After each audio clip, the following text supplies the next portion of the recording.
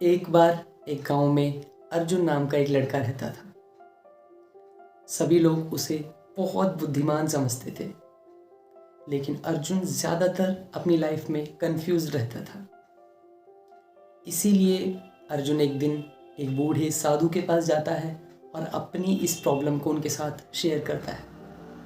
तब बूढ़े साधु थोड़ा मुस्कुराते हैं और फिर अर्जुन को एक पानी का घड़ा देते हैं, जिसमें वो थोड़ी सी मिट्टी भी ऐड कर देते हैं। फिर वो अर्जुन को कहते हैं कि वो उस घड़े में अपनी परछाई देखे।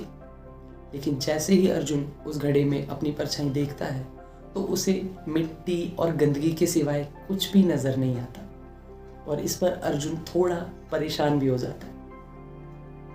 तो फिर साधु अर्जुन को कुछ समय उस घड़े को बिना हिलाए रखने के लिए कहते हैं और फिर से उस घड़े में अपनी परछाई देखने के लिए कहते हैं।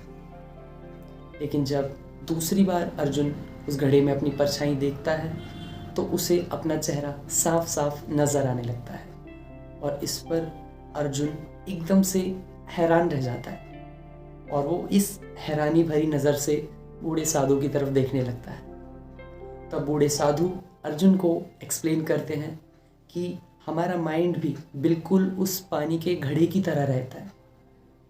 जब हम अपनी लाइफ में कंफ्यूज रहते हैं, इसका मतलब हमारे थॉट्स में गंदगी भर चुकी है।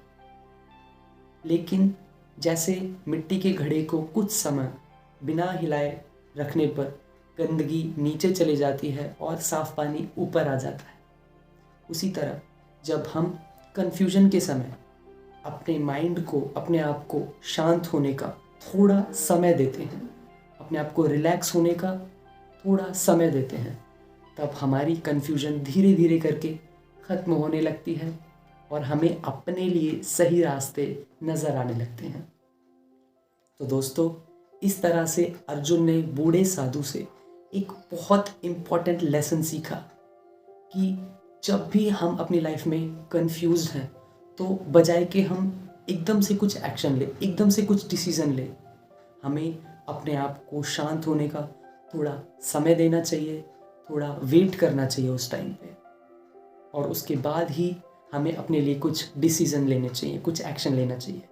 क्योंकि तब जो हम डिसीज़न लेंगे, मोस्ट प्रोबेबली चांसेस हैं कि वो हमारे लिए सही होंगे। Thank you.